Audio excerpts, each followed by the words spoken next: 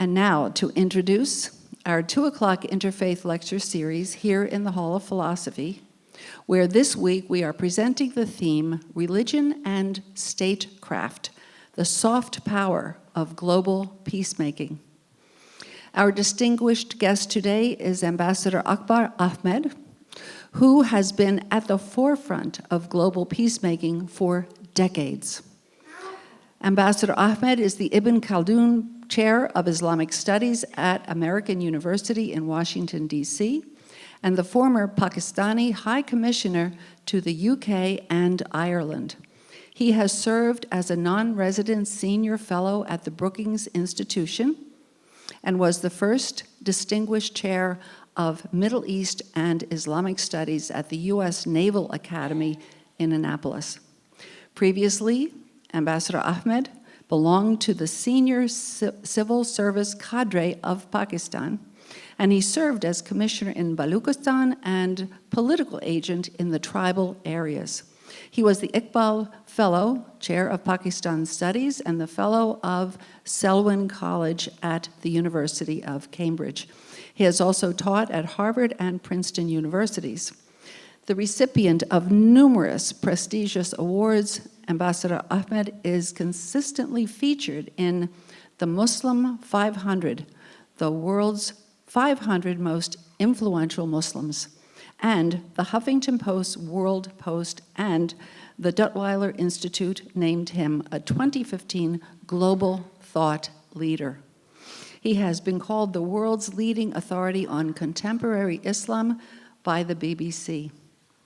Ambassador Ahmed is a filmmaker and author of more than a dozen award-winning books, and in addition to conceiving and completing the Jinnah Quartet, which includes the feature film Jinnah and a documentary on Mr. Jinnah, he produced the documentary films Journey into America and Journey into Europe. And it is Journey into Europe that we are showing today at 3:30 after this lecture. Ambassador Ahmed also conceived a quartet of studies published by Brookings Press, examining relations between the West and the world of Islam after 9/11. And they are Journey into Islam, The Crisis of Globalization, Journey into America, The Challenge of Islam, The Thistle and the Drone, How America's War on Terror Became a Global War on Tribal Islam, and Journey into Europe, Islam, Immigration, and Identity. So please plan on coming to the showing of Ambassador Ahmed's film Journey into Europe, which will be presented in the Hall of Christ at 3:30 today. We are proud that he previewed that film here for us in 2015 when it was still a work in progress. The title of Professor Ahmed's presentation today is Being Muslim Today, Building Bridges in an Age of Uncertainty. We are grateful to the Eugene Ross McCarthy Memorial Fund for providing support for today's interfaith lecture. And we are delighted that Ambassador Ahmed can be with us today. So I now ask you to please join me in giving him a very warm and appreciative Chautauqua welcome back greeting.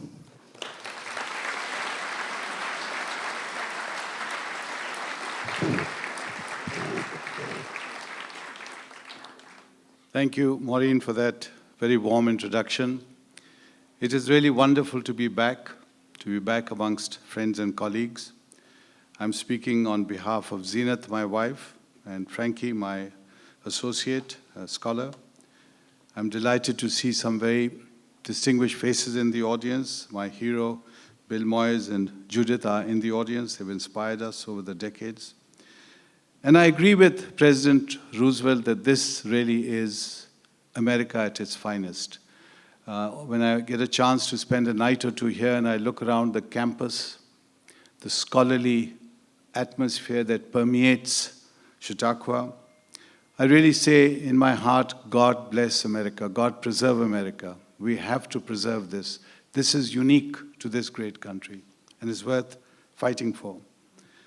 Maureen had mentioned my topic, which is being Muslim today. So I will be talking in a more personal vein that I am accustomed to as a scholar. I normally restrict it to academic theories and facts and figures. Today I will delve into the personal. And there's nothing more personal than the story with which I want to introduce my topic.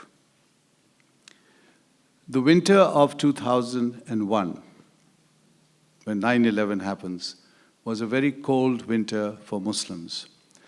As a Muslim, I saw the country that I had now called my country, the United States, was attacked.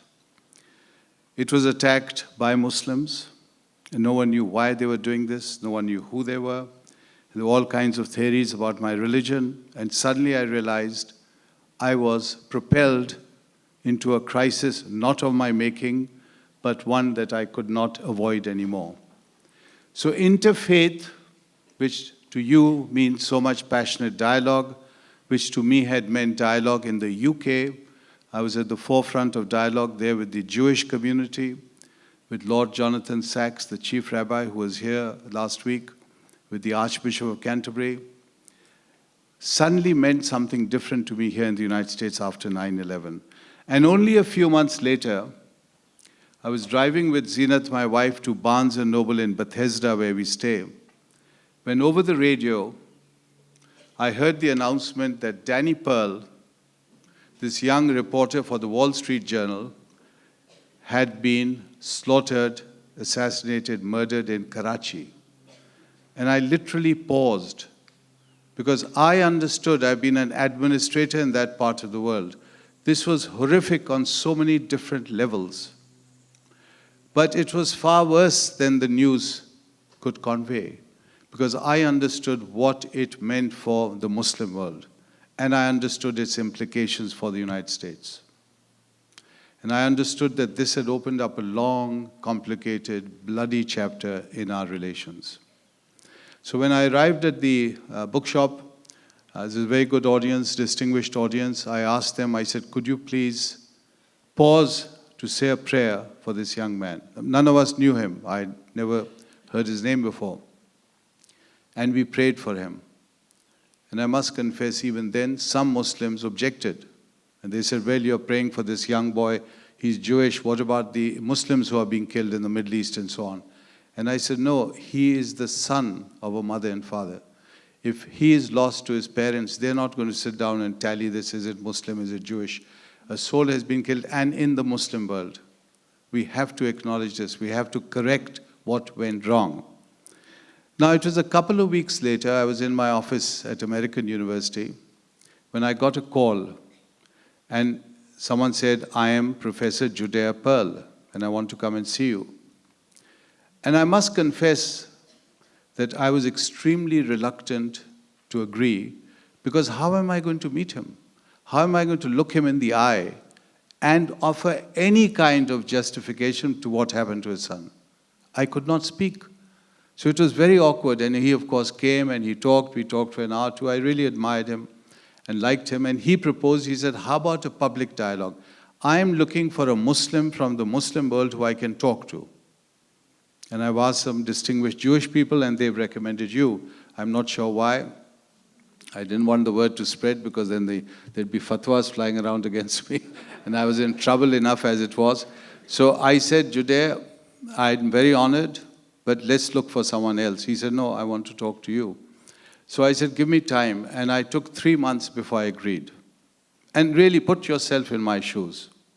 I'm going to be sitting on a stage with 5,000 people or 10,000 people, media, television, radio, everything there.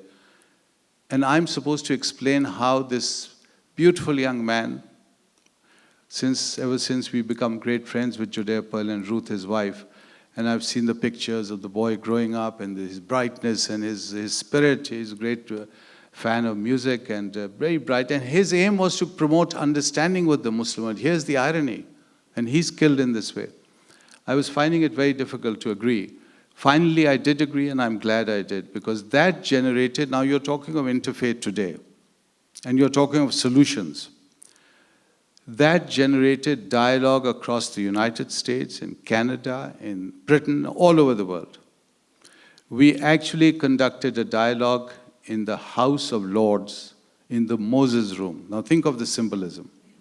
The Moses Room, this is the House of Lords where you can't even have access to it, because it's closed all the time. It's so sacred for the House of Lords. And we had a Jewish Lord, a Muslim Lord, and a Christian Lord presiding.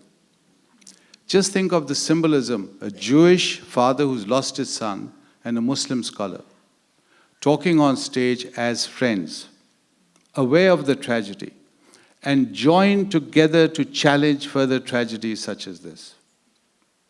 That's your solution. It wasn't coming entirely from me, it was Judea leading it. The spirit of this man who crosses, he transcends, who rises above a personal tragedy. How many of us could do that? It's a man of immense spiritual strength, I would say. Now, I will say this, that as we progressed in our dialogues, I got to know him a little bit. And I began to see something very interesting. Judea has a little beard, and I don't, as you see. So we'd sit on stage, and a lot of people would come up and assume the guy with the beard is the Muslim. So they'd come up to me and say, "We are so sorry about your son." And I'd say, "That's Judea." And they'd go up to him and say, "I'm glad you Muslims are making peace and reaching out." He said, "That's it." And suddenly I realized the almost Shakespearean irony of what is going on in the world. And that brings me to the Middle East. You're seeing two peoples with so much in common. And now I'm speaking as a scholar of Islam and Judaism and Christianity. So much in common in the overall scheme of things. And yet this viciousness, this tit for tat, a child killed, a policeman stabbed, and that's spilling into Europe. A Jewish museum attacked, a high school attacked, a Jewish school attacked, students killed. I mean, it's completely irrational. I want you to pause and think about these images that I'm conveying to you. So I would ask, with Zeenat, my wife, with my wonderful American team, and Frankie's the senior figure in that team, young American students, really ponder the great questions that affect all of us. Why is all this happening at our time in history? The 21st century, when we thought we had advanced so much, we went through the First World War, the Second World War, Hitler, the Holocaust, and we said, never again. We have learned the lessons, the dark lessons of history. We are going to move ahead from this terrible period of history. Our technology is taking us up to Mars, to the planets, to such advances in medicine. And yet we can't live together. We are constantly referring to Cain and Abel. How can we overcome our own natures? These are the questions that went through us. And if that is the case, what can I do about it? What can you individually do about it? Forget the politics, forget whether Trump is right, Trump is wrong, Hillary is right, Hillary. What can you do about it? And remember this, and I say this with sincerity. This country is great because it's great and defines itself by the standards that made it great. And that is the founding fathers of this country. I had to study the founding fathers. Remember, I'm a recent immigrant. I had to study who these founding fathers were, which is so attractive to us in the third world. We looked at America, and we said, my God, George Washington, Thomas Jefferson, Franklin, giants. They attract you. They pull you. You want to be part of this community that they envisaged, the society that they visualized. That is your challenge. When the world looks at you, it doesn't see you as a Republican or a Democrat or a supporter of Trump or not. It simply sees you as an American and judges you by those standards. And right now, we are being judged. And how we are being judged and how whether we are falling short or not, I'm not going to comment. Just look up any newspapers, not necessarily German newspapers, any newspapers, and you'll get the answers. So we have to live up to an ideal. It's not easy, but we have to do it. So let me continue with some of the challenges, and then I'll come to some of the solutions. Challenges, for me, being Muslim today. Look at the figures for the assaults on women wearing the hijab or the veil, men and women with a slightly dark complexion. Look at the challenges that mosques face in the United States. And all the figures confirm that this is the worst year in recorded history on assaults and attacks on Muslims as a minority. And some of them are really, frankly speaking, disgraceful. It cannot be justified by any standards. An 18-year-old girl going to the mosque and she's bashed to death. Why? Simply because she's a Muslim girl. Now, as an anthropologist, I have told my class again and again, and Frankie will bear me out, that hatred is a slippery slope. If that's the one lesson you can take, remember this lesson. You may think that you're going down this road and you'll stop with the Muslims. It doesn't work like that. If you doubt me, read some of your own history. Read European history. When Hitler began against the Jewish community, and he had this obsessive hatred of the Jewish community, we assumed that would satisfy his bloodlust. It didn't. He went on to the Africans, and he went on to the gays and the Roma, and against every kind of minority. Russians, Poles, anyone who came in his way. Hatred is very dangerous. It's like a fire. You cannot contain it. So we see this spike in the United States against Islam. But we are also seeing attacks on Hindus. Hindus are not Muslims, my friends. You are the interfaith scholars, you know that. Against Sikhs. Yes, Sikhs wear a turban, but they are not Muslim. Sikhs have been killed. Sikh temples have been attacked. It's disgraceful. Sikhism is a beautiful religion. It's a very beautiful, peaceful religion, emphasizing peace. They've been attacked. I have so many Sikh friends, and they tell me that we are constantly being told, Osama, go home. Americans just assume anyone with a turban and a beard is... Now, you know, it not only reflects our own ignorance of world cultures and world religions, but also reflects on the nature of tolerance in our society today. So it spreads, all right? These are all foreigners, they're dark-skinned and so on. What about our own people? The white population? Well, you've been hearing of attacks on Jewish cemeteries, on Jewish centers, and once again, that ugly, ugly monster of anti-Semitism is rearing its head. We had said never again. Why are we hearing of these things now, today in America? Now let's cross over. As a Muslim, again I'm talking very personally today, let's cross over into the Muslim world. Take Syria to start with. One of the most shocking, disgraceful episodes, I would say, in human history. I can't watch the news anymore. Maybe it's my advanced years now, but I just can't take it. I just cannot take women and children being killed every day on our television sets. Literally 5-year-old kids, 4-year-old kids, and deliberately being targeted. And who's killing them? Now, Muslims are very fond, if we've traveled in the Middle East, they'll say, well, it's all the Jewish conspiracy.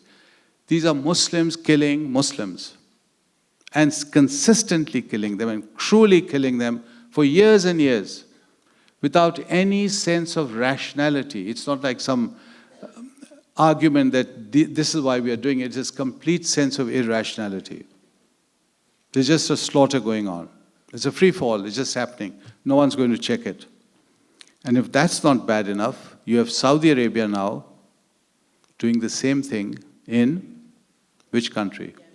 Yemen. And do you know the situation of Yemen today? Do you have any idea that there's a genocide happening in Yemen? When there was already a famine, Yemen is going through a famine. 100,000 children are starving to death as we sit here in this beautiful and very comfortable campus. 100,000 children. None of us are bothered about them. And we expect the Muslim world to look after them. And the Muslim world, which looks to Saudi Arabia as the nation which houses the two holiest places in Islam, they have taken the lead. They're using the latest weapons of destruction to destroy the most defenseless, hungry, starving population in the Muslim world. Afghanistan, Iraq, the country I came from originally, Pakistan, 150 students killed in Peshawar. 12-year-old students. Muslims, all Muslims, killed by Muslims. These guys appeared in school and just shot them down. 150, think of it. Kids, 12-year, 10-year-old, very bright young kids. And my daughter, who's very active in the interfaith movement in Pakistan. And that is a challenge for you. Interfaith in Pakistan, led by this young girl with a PhD in anthropology from Cambridge University, and bringing together Hindus and Jews and Sikhs and everyone on her campus. She took a delegation, she met the mothers of these children, and she was crying.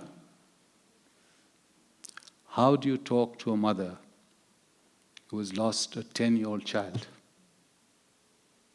Can you say, you're a Muslim, the world hates Muslims, so Muslims can be killed? And who's killing them? Other Muslims. These aren't Indians killing them. Pakistanis will blame Indians for everything, as Indians may blame Pakistanis for everything, but this is the reality in the Muslim world. In Pakistan, we heard the story of Mashal Khan, a young Pakistani boy, very handsome young boy at university in Mardan, who was lynched just a few weeks ago. Why was he lynched? Because someone said he blasphemed against Islam. They said he's a blasphemer. And under the law, anyone blaspheming against the Prophet or the Quran is susceptible to the full violence of the law. The mob came in and lynched him. Literally, you can see someone took a video, it's sickening. And a very handsome young boy. Now, like all youth, you're 18, 19, you have new ideas. His sin, I suspect, was he had two posters in his room, Che Guevara and Karl Marx. Now, which of you has been strong enough to resist those two characters when you're at school and university? And yet his punishment was death. This is happening today. I'm not talking about 50 years ago. Let's cross into India. In India, Muslims have been freely lynched by mobs who suspect that they may have beef in their house. Literally, I mean, just read the press. So you may not hear about these things. This is happening almost every week. Now, I'm being very honest with you as a Muslim, being a Muslim today. And I read all this and I'm very concerned because I may have a relative there, I may have a friend there. One of my, like Frankie Martin wants to visit India. I told him, Frankie, when you go to India, he loves beef burgers and McDonald's and hamburgers. I said, stop eating any beef because they may mistake you for a beef eater. Being lynched again and again, very often poor people. Some man transporting beef, he's stopped by a mob, they lynch him immediately. Again, slippery slope. Christians are now getting involved. Christians have been attacked. Nuns have been attacked, stripped, killed, butchered. It's terrible. Go further east to Burma, now Myanmar. You may have heard of a group called the Rohingya. The Rohingya are one of the most tragic groups in our world today. Again, some of you may have not heard of them. I just don't know how we are living as a world civilization. When you talk next of interfaith dialogue, ask yourselves this question. There's an entire race being literally wiped out. There's a genocide happening right now. 100,000 children are right now in danger of being exterminated. We've heard this ugly word before. Look up, Google this, and find out that it's happening now. And the Burmese government will not recognize that they exist.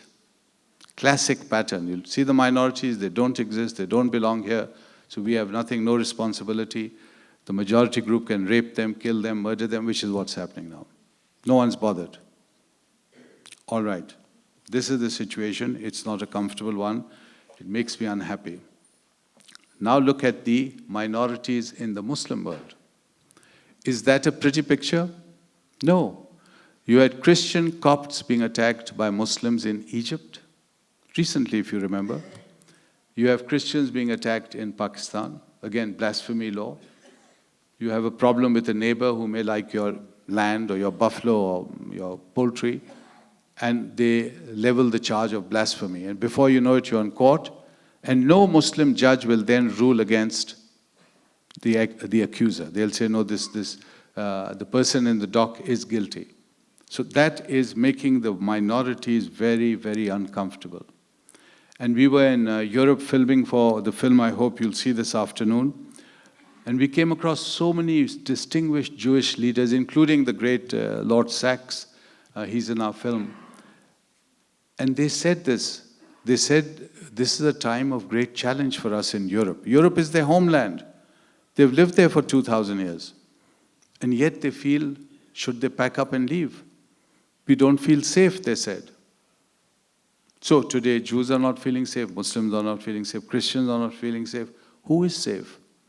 Remember, no man is an island. If my neighbor is not safe, I'm not safe. This attitude must sink in. We must understand we're in the same boat. If this boat sinks, we all sink. It's not that I'm fine, they're going to sink. We're all going to sink together. So, let me move to the part of the talk which hopefully will cheer you up a little bit, which is solutions. How do we get out of this? Now, I'm going to share this with you after decades of interfaith dialogue. And I must confess, the phrase tends to irritate me a little bit because whenever I talk of interfaith dialogue, all my friends in the think tanks and in development express themselves in slightly more colorful language than I've done, and they've said this is just a waste of time, which I don't agree with, but this is their reaction. I understand their frustration because they see interfaith dialogue as simply old people talking. They have nothing better to do than they talk with each other, they have a nice meal and they go home. But interfaith dialogue, I believe, is only the first step. It should start with interfaith dialogue. It should move to understanding. It shouldn't just be chatting with each other and saying, yeah, we agree, yes, your religion is somewhat like mine, but you see, we have these differences. We should really begin to study each other. Go and visit a synagogue, or a mosque, or a church. Read about each other. Understand each other. Understand our histories. Where are we coming from? What are the challenges we face? Like I'm talking to you as a Muslim today. Ask us personal questions. How do you feel as a Muslim? Don't see us as a stereotype. Don't see us as a cardboard character. There are 1.5 billion Muslims, and we are not disappearing, let me tell you that. Whatever happens, we are going to be around. So you've got to try to engage and say, okay, we have this problem, we don't particularly like them, but we are stuck with them, so let's find out about them. You can't just say we hope they disappear because they're there, unfortunately, and they're going to be there for a long time, and they're breeding like hell, so that means they're not just going to... That's a separate problem, that's for the economics department, I'm with religion. So, dialogue. Let me give you another example. I gave you Judea Pearl. Judea Pearl and myself, and a very proud partner of Judea, we went to places where in the United States, Jews and Muslims were having a problem on campus. Some very prominent campuses. The universities would reach out to us and say, could you come and spend a couple of days here talking to these two groups? And they're very tense, and sometimes they resort to blows. So we would go there, I'd talk to the Muslims, he'd talk to the Jews, then the next day we'd bring them together. And you know, by the time the two of us were on stage, the symbolism was too powerful. The two of us sitting on stage, and we build it. Two grandfathers talking with mutual respect, agreeing to disagree. We disagreed on many things. For example, on the eve of the Iraq war, someone asked us from the audience, what do you say to that? And I said it's going to be a disaster. It's written straight away it's going to be a disaster. And Judea said, no, we must go through with it. A fact that I remind him of frequently when we next meet. So people are seeing this. They're seeing how we can agree on certain things and disagree on certain things. What we agree on without any challenge is Danny Pearl. His photograph, his portrait would be behind us for all to see. Here is a human tragedy which we must not allow to be repeated, whether this boy is Jewish or Muslim or Christian or Sikh or Hindu. And that is what I appeal to. Simply, that is what I appeal to. My students are completely mixed. As you know, American students, Jewish, Christian, I've got Indian students, I've got Muslim students, and they're all my students. I love them all equally. That should be our approach to the world that we are dealing with. So dialogue, Judea Pearl, another example that will inspire you is straight after 9/11, I had the good fortune of meeting the senior rabbi of Washington, Rabbi Bruce Lustig. and his wonderful wife. And we formed with the Bishop of Washington, John Chain, Triangle. We met, we had dinner till 2 o'clock at night. God always moves in mysterious ways. And we formed the first Abraham Summit.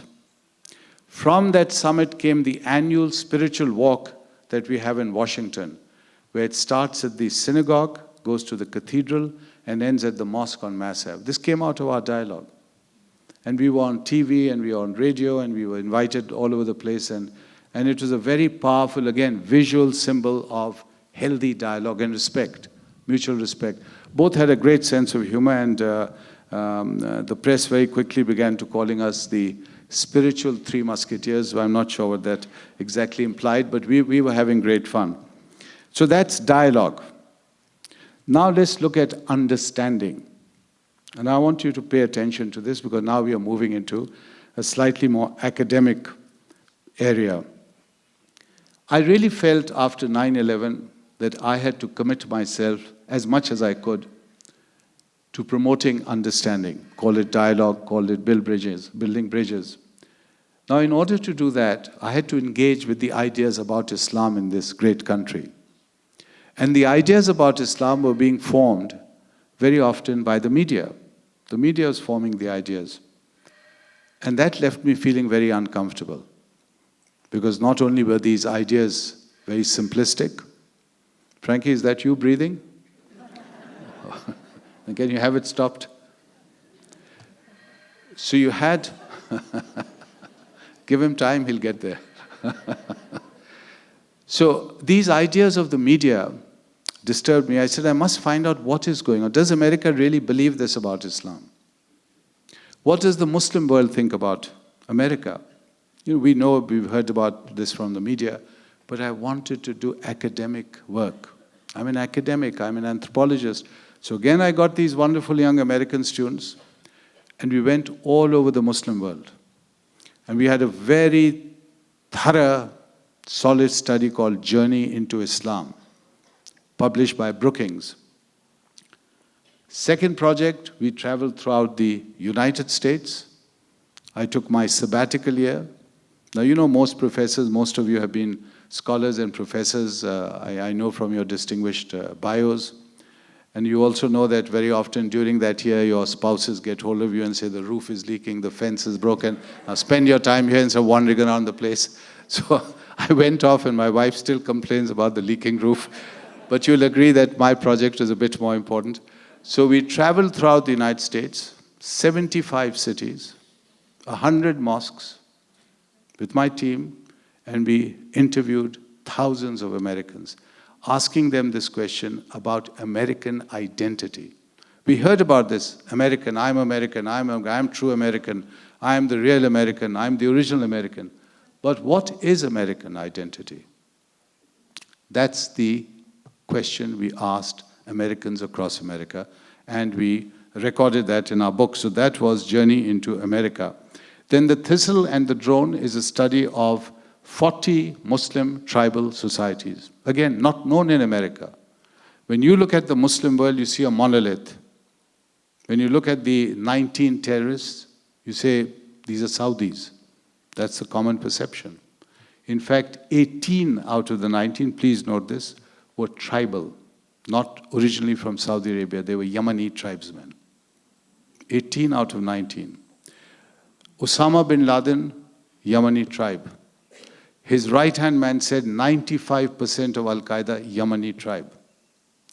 In the last 20 years, Osama bin Laden lived in 2 houses, one in Afghanistan, Kandahar, one in Pakistan, Abbottabad, which for some reason the American media called Abbottabad. But that is Abbottabad. Simply Abbott, English name, good solid English name, Abbott, Abad, which in South Asia means the land of Abbott, which American commentators trip over for some reason. So next time you meet anyone talking about Abad, tell them it's Abbott, pause, and then say Abad. And do you know what he called those houses? The first one after his Yemeni tribe, the second one after Waziristan, the part of the tribal areas of Pakistan I was in charge of. What is that telling you? If he was an Islamic scholar, he would have called them Mecca and Medina House. He named them after his tribes. For God's sake, what bigger clues do you want? As Holmes would have said, elementary, elementary, my dear Watson. And yet we are missing the clues. Oh, they're all Saudis. So we have to look out for what's happening under the surface. The fourth project is Journey into Europe, and you'll get a glimpse of it from the film this afternoon. Again, a very ambitious project. We travel throughout the continent. We categorize the societies within which Muslims live, Jews live. We have the cutting-edge information on terrorism, immigration, the rise of the right wing. They're all in this film. You really take away a lot of material. And we have some very inspiring figures, like Lord Jonathan Sacks, like the legendary chief rabbi of Belgium, Bent Melchior. These are very famous names in Europe. Some of the grand muftis. So again, the challenges and the solutions. You'll see the solutions at the end. The third point, you've got dialogue, moving towards understanding to give you deeper understanding of societies. The third point towards which you must move is friendship. Without friendship, all this is meaningless. When Israelis and Palestinians sit and negotiate, they may have done the first thing, which is dialogue. They may have the second phase, some understanding, but they haven't reached the third phase, and that is friendship. When you come to friendship, when it's Judea Pearl and myself, then it's very difficult to attack each other and your children. That is the phase that's missing in that relationship. And I can tell you, one of the most moving moments for me in our friendship was, we went to LA where he lives, and I was visiting, and Ruth, his wife, who was not well, the shock she got, their only son, this beautiful young boy, killed in that brutal manner. She never overcame it. So she was sort of, had become a bit of a recluse. And I went to dinner. I told Jodie, I said, let's go out somewhere. He said, no, you have to have dinner at our house. So I went there with my son, and we had this beautiful meal. And Judea told me later when she was in the kitchen, he said, this is the first time she has cooked since the death of Danny Pearl. Just think of it. Think of the gesture she's making to a Muslim. Now, if she can do that, why can't we do it without that sacrifice? That is friendship, the third point. And talking of friendship, I'm delighted that my friend Professor Faizan Haq has just joined us. He's a very distinguished professor in your area. And Maureen, please do invite him for your sessions. He's a great authority on interfaith and religion. He's a head professor of religion. Now let me wrap this session up by bringing it back to what I had suggested earlier, and that is the crucial role of Americans understanding the Founding Fathers. If you need to understand America, take a glance at George Washington's only publication. Now you know what he called it. Which one of you can tell me the title? Which one? Civility and Bill, where are you, Bill? Bill, save the honor of this group. Civility and decent behavior, good behavior. Think of it, he's creating a new country for God's sake. He's not saying go and kill them all, drop bombs, slaughter them, wipe them out, exterminate them. He's saying the essence of an American is civility and decent behavior. My God, what an inspiring message. We've forgotten this message. When I grew up, I always looked to Americans exactly for this. I always saw them as very courteous people and very decent people. I was at a college called Foreman Christian College in Lahore, which was run by American missionaries, Presbyterians. Frankie, is that right? Presbyterians? Presbyterians, right? And they were very fine, decent human beings. And we really admired them. I'm talking about Lahore in Pakistan. We all looked up to them. Wonderful, warm, welcoming, very, very generous with their advice about universities, always complaining to us. This is in the 60s and 70s, complaining to us, Why do you all want to go to Cambridge and Oxford? We have Harvard, we have Princeton, we have these great universities. And we say, I'm sorry, this is the effect of colonization. We were colonized by the British, so we tend to go to British universities. So, Washington. Now let me talk of Jefferson. And don't give me the business of Sally Hemings and so on. We all know all that. I know some of you are wanting to put your hands up. Go to the university that he created. The measure of a man is how he or she sees himself at his death. What have I left behind? How will people remember me? We all ask these questions. What is my legacy? Go to his headstone, his tombstone, and you will be stunned. This is one of the founding fathers of this country. And on his tombstone, there's no mention of the fact that he's president. He's not even mentioned it. But he's proud of the fact that he gave his people the statute of religious liberty. That is the essence of America, religious liberty. Come here, bring your religion, obey the law, contribute to the society, and you're welcome. That is the essence of interfaith dialogue to me. It isn't an artificial series of painful dialogues where I talk about my faith, you talk about your faith, both of us saying, you know, I'm not going to be converted by this fellow. And that's how we proceed. That's not the essence of interfaith. The essence of interfaith to me is what the founding fathers had. They may not have been particularly religious in a religious, orthodox manner, but they embodied religion. They embodied civility, decent behavior, compassionate behavior, and above all, the pursuit of knowledge. For goodness sake, Chautauqua represents this living embodiment of knowledge. And this is what Jefferson had. I'm sure those of you who've been to Monticello are in awe of this incredible man who in the middle of nowhere is creating a library. And he's doing everything. He's an astronomer, a scientist, a literary figure. He's got a copy of the Quran. And please don't spread that word or they'll say, there you are, he's become Muslim. He's a secret Muslim like Obama who still hasn't got over it. So, so there's Jefferson for you. And I'll end with this. This image of Jefferson, which I was sharing with Bill this morning.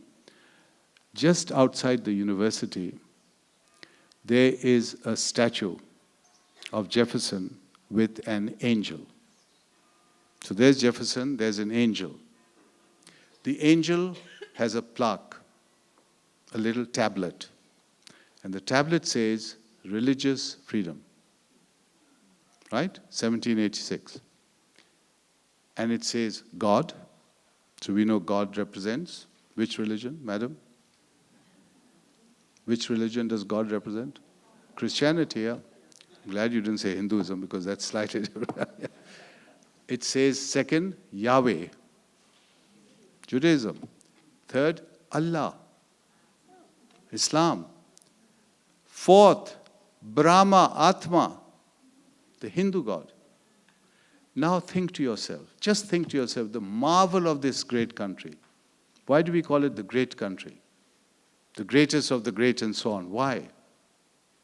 This is a unique spirit because you show me at that time in world history any other society with that spirit. This is the founding father of America.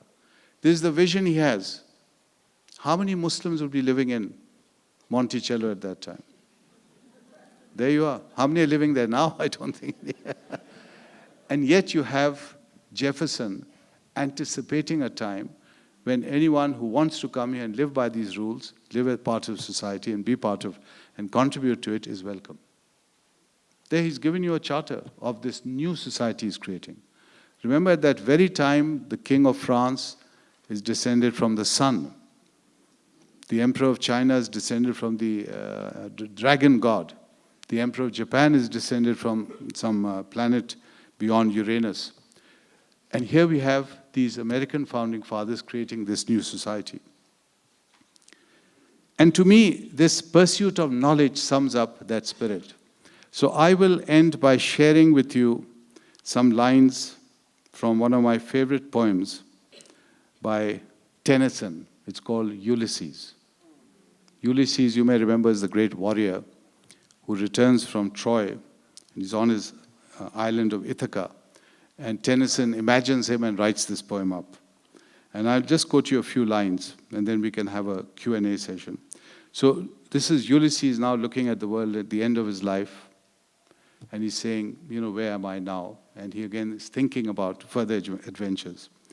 And he says, to follow knowledge like a sinking star, beyond the utmost bound of human thought, made weak by time and fate, but strong in will, to strive, to seek, to find, and not to yield. That to me is the spirit of Chautauqua and the best of America. Thank you.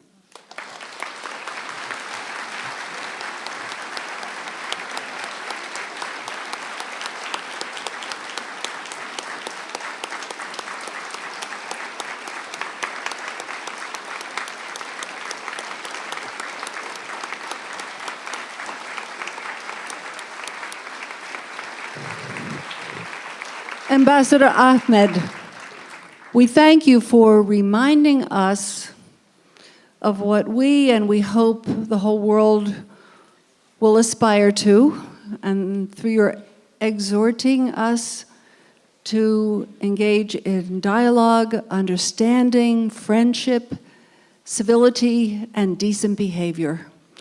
And we pray that for not just us, but for the whole world, and may it be so. And we will now encourage a few questions for Ambassador Ahmed, one side then the other, and we'll pay attention to an economy of time because we need to have a full stop at 3:15 because another wonderful program is coming in. And we'll start with our dear friend Sabia Rahman. Assalamu alaikum, and thank you, Ambassador, for a very inspiring presentation. As a Pakistani-born American, also engaged in interfaith dialogue and making headway in the United States, what suggestion would you have for our Pakistani brethren back in the old country who are now dealing with interfaith conflict, and it's at a point where it is threatening the social fabric and the future of that nation? Thank you. It's a great question because the challenge really is not so much for the interfaith here in the United States. I've always found it's like an open door. People are ready to talk. Some of the most courteous people I've met, friendliest people, are priests.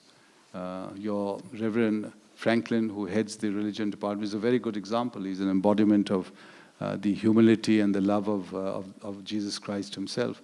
The challenge is in our part of the world where in an excess of passion for Islam, some people are prepared to go out and kill people. For example, there are groups in Pakistan who would want to kill non-Muslims. They would want to kill Muslims who are not of their persuasion. And this, again, the slippery slope just takes them down a road where in the end they end up by killing each other. So your challenge is how to educate them. Basically, this is what you're talking about.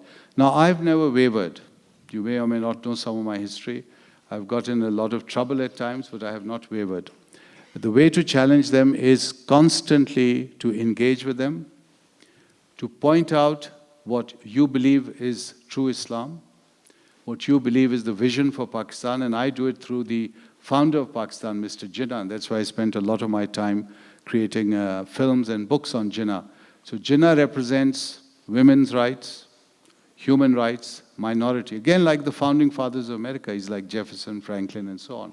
So simply to constantly remind them, because they could challenge me, they could attack me, but they find it difficult to attack Jinnah. So therefore, that's one lesson you have to constantly move towards them. The second is to be out there yourself. You can't do it long distance. You can't sit here and say, guys, reform yourselves. It doesn't work like that. Revolutions must be challenged or directed from within. Now, when I was in Pakistan, I was invited by the Senate of Pakistan to address them. Now, this is not a normal procedure for visiting American professors to be invited to address the Senate of Pakistan, and I was given that honor. So we had about 200 senators, including a former prime minister, some cabinet ministers, and my topic was this, Islam in the West. So like you're asking me this question, one of the senators, who from his clothes I immediately understood and placed as belonging to a religious party in the tribal areas of Pakistan, and therefore very hostile to the West, asked me this question in reverse. He said, why is America out to destroy Islam? Why is it attacking Islam? Why is it such an enemy of Islam? And I faced him, I talked to him, and I said, you know, I speak to many American audiences, campuses, think tanks, and one of the first questions they ask me is exactly your question in reverse. They ask me, why does Islam hate us? Why do they hate us? Why are they attacking us? So I said, it's like a mirror. You're looking at a mirror, and both of you are seeing the same thing in reverse. And remember, there's a Chinese saying that when you point a finger, you're pointing several fingers back at yourself. So you have to really begin to understand how you want to move ahead. And that answer may have impressed you. It did not impress him, because he came back again. And luckily for me, there were a lot of female senators, and God bless the women and the gentler sex, because they jumped in and they told him to shut, literally said, Senator Saab, shut up, you had your chance, let us speak now. So that's how I got out of that. Thank you. By the way, do see, hello, Ms. Ahmed, do see this film on Jinnah. We've just put it online, and again, if you can catch hold of Frankie Martin, he'll tell you, he'll give you the link. It's on Jinnah. It'll clear everything for you. Women's rights, minority rights, the Constitution. It's in front, it's a visual, it's a film about an hour and a half. Please. Sorry. I appreciate your talk today. It was really outstanding. One of the things I wanted to ask you, which I've wanted to ask somebody in your religion for some time, and I'm from Phoenix, Arizona, and I've heard Dr. Jasser speak many times in Phoenix. He was a very active member, and he was a founder of the mosque in Phoenix. And he's tried for years to get his mosque to speak up against jihadists. And they never have. And as a matter of fact, at some point, not too long ago, they threw him out of the mosque. I wanted to know your opinion of this situation. Well, that's a good question, because Dr. Jasser is very much in the media on Fox News. He's very photogenic, so comes across a lot. He's a good-looking man. The problem he has is with the Muslim community, because he wants to reform the Muslim community, and the Muslim community doesn't quite see him being the reformer. So if you are a leader without a community, you're sort of stuck by yourself. And that's his problem, frankly speaking. So I know I've seen him on Fox several times saying he wants to reform Islam. And there are others also who want to reform Islam. They're so disconnected from the community that they're irrelevant. So if he does want to reform Islam, he's really got to go and talk to the community and say, guys, I'm going to reform you along these lines. Let him try to go to Pakistan and talk to the Senate. And if he comes back alive, then we will talk about what happens. Thank you. Yes. I hope this reaches low enough. Okay. Thank you again for your insightful speech. Part of your speech, and I was here 2 years ago and read your Thistle and the Drone, which I would recommend to everybody. By the way, did you hear her? She's But you've called for, as many other speakers have this season and other seasons, to reach out and know people, to understand, but you went one step further and said friendship. I'd like to ask you and any other people here from urban areas. In Rochester, New York, where I'm from, we have a group called Global Connections, and pairs international students with citizens, to not to have them stay at their house, but have them for dinner, just to get to know them. And for 4 years, we had a family from Pakistan, And believe me, the friendship and the understanding that ensued was tremendous, and we still correspond. So do colleges in Washington, where you're from, do they have certain organizations where you can have sustained relationships, which I think is one of the basis, and if anybody else wants to talk to me about their town, I can. And thank you for that beautiful suggestion. In fact, we have Professor Faizan Faizan, Zara, please give her the reply, because she's talking about Buffalo also. Because I know he's involved with the interfaith there. Come to the mic. Are you alone, Faizan, or are you here with the group? I have a friend of mine with me. Achha. My assistant is with me. Greetings of peace. Assalamu alaikum. We have many organizations who work with interfaith. For a network of religious communities, NRC is very active locally. We work with them. And the organizations that I have founded is called WNY Muslims, Western New York Muslims.org. You can go to our website, and we have 3 values: awareness, diversity, service, and all these 3 values are driven from the Quran. And it is and we are non-mosque based, non-denominational, and we work with all groups, and we have projects. And our project, which is right now being launched, is the Collective International Film Festival, which will be we will be holding our awards on November 4th, and we have our second screening on July 28 and 29. Thank you. Thank you, Faizan. Are you satisfied with that? Pardon? Faizan, his answer, he's given you some. Yeah. Yeah, thank you. The young man here. Hi. Thank you very much for your speech. As someone who's interested in media, you talk about, starting at interfaith dialogue. It seems like, particularly in this country, most people aren't even interested in starting at that point. And you mentioned the media certainly has its own take and tends to oversimplify things often, so it's easy to understand. You can get the message out. How do you think you can get a more accurate media representation so people understand the Muslim world and its diversity better? Thank you so much, because this question of the media, it's almost a cliche now. And I have no reason to complain, because I've been a lot on the media. The BBC made a 6-part documentary series, one of their greatest films they'd made on Islam, based on my book, Discovering Islam, early 1990s. I've done a lot of television work, including with Bill Moyes in one of his specials. So, and Bill, by the way, this film has just been taken by PBS. We just heard the news. So, we'll be on PBS. So I have no reason to complain. The problem is, and this is what you're referring to, as we traveled in Europe, in the United States, not only Muslims, non-Muslims would constantly talk of the media.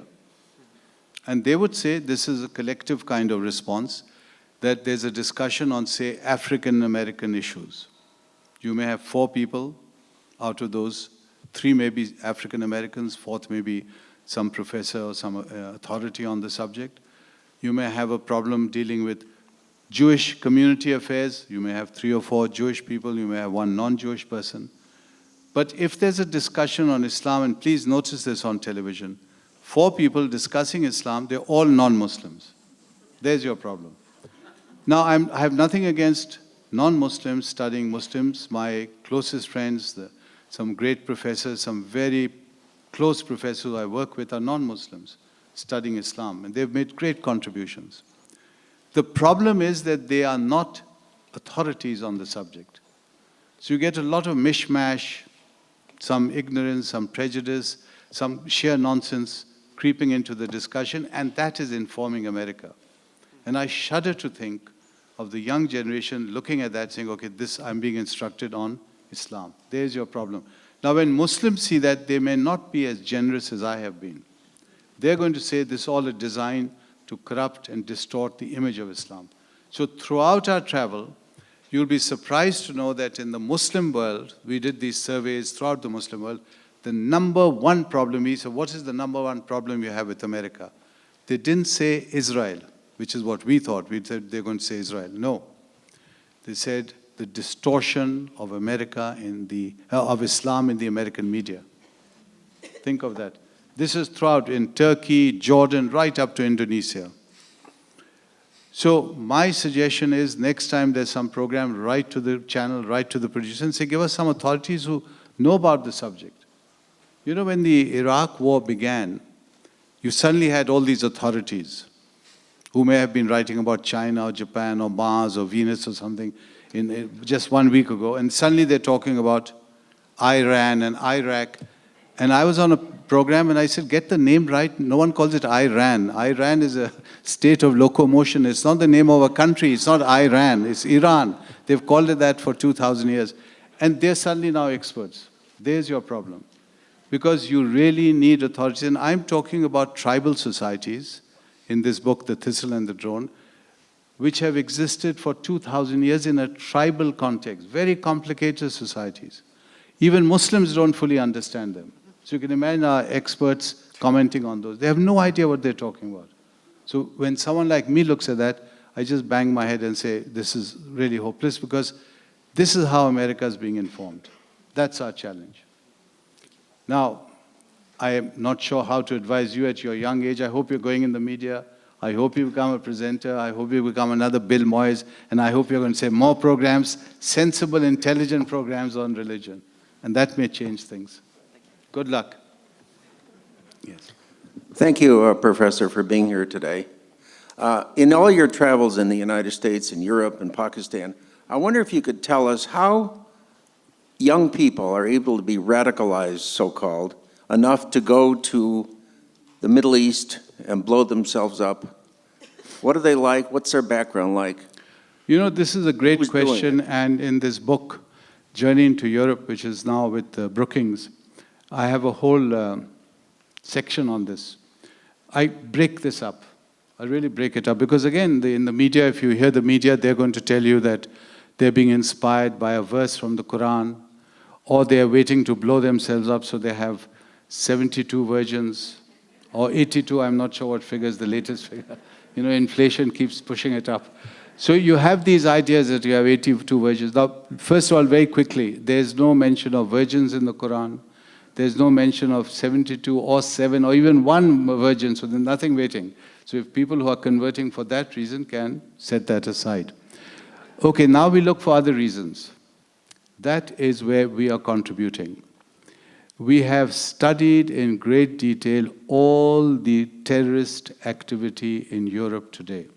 Brussels, Paris, Nice. You remember the guy with the truck who went and killed 80 people or so? Who are these guys? Why are they doing this? You know, your question, why are they joining ISIS? There's something unbalanced about them, we know that. But why suicide? It is suicide. And here's the pattern. They are unemployed, they are uneducated, they are from broken homes, they never go to the mosque, they don't go for prayers, they don't fast, they have been divorced or beat their wives or terrible with their wives, their families have disowned them, they say we have nothing to do with them. And they have no prospects for the future, and they've very often been in jail. Now please add all this up. And it's inevitable that they're standing on the brink of self-destruction. Now, take a step further. Society has to decide. We have thousands of these people in Europe today. What do we do with them? Do we let them go over the brink, or do we pull them back? Do we make an attempt to reintegrate them in society? Educate them, give them jobs, try to bring some back at least. That's the choice society has. But their motivation is coming not from religion, but from the sources I've just pointed out. Are they getting any kind of stimulation from the mosques? I've just told you, the mosque does not, all the studies, now I'm quoting the authorities, authority after authority after authority will say, on the contrary, if these guys went to the mosque, the imam would say, don't be a madman, you're not allowed to commit suicide in Islam. But the perception in America, because again of the media and our experts, is it's all coming from the mosques. Thank you. Okay. David Boyd, Princeton. Thank you for your talk. To paraphrase a cliche, yes, we need to dialogue constantly. Sometimes use words. What we need is projects. Projects start from the bottom and they heal up. Dialogue often stays at the top. When the healing is done, the dialogue can drop off as being superfluous. My wife started a group called Interfaith Stitchers. Women from the mosque, the synagogue, and the churches get together once a month at alternating houses of worship. They knit scarves for refugees, hats for homeless, prayer shawls for the bereaved, sweaters for their children. They teach each other to knit, crochet, and so on. This is in Princeton? In Princeton. They bring food, a lot of food. They share recipes. They are in constant dialogue. Sometimes they use words. Thank you so much, David. And please thank your wife. Hi, thank you so much, Ambassador Ahmed. You give a lot of great advice on interfaith dialogue. I'm wondering if you would use the same advice to address the idea of intrafaith dialogue. Intrafaith. Yeah, especially in the interpretations of Islam. Well, again, this is a very important question, and our young friend has raised this.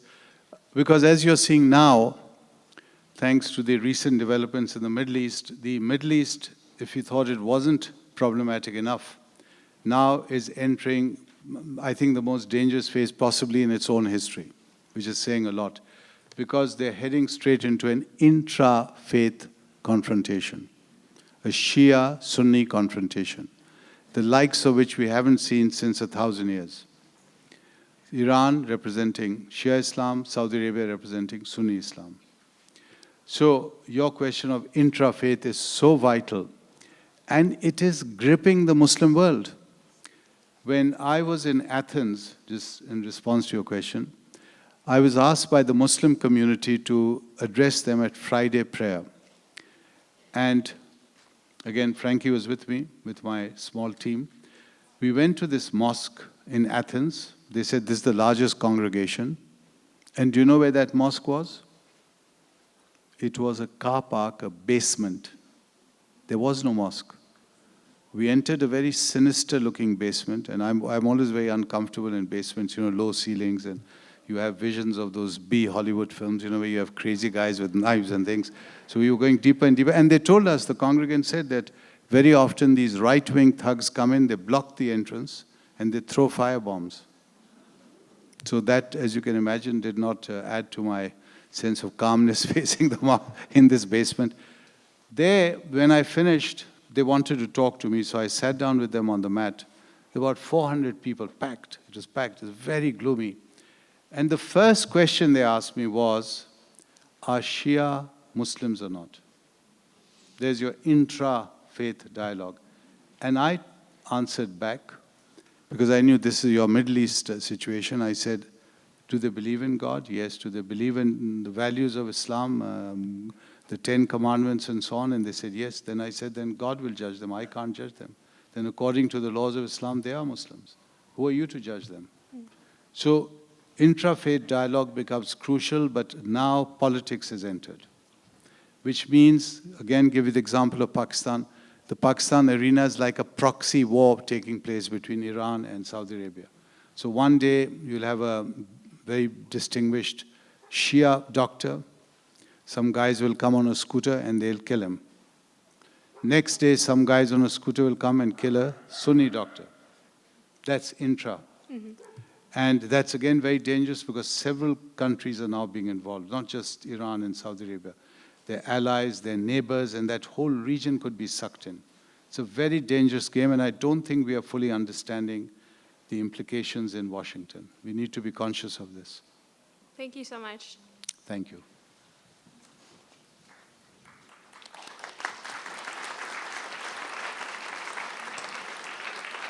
Maureen, it's...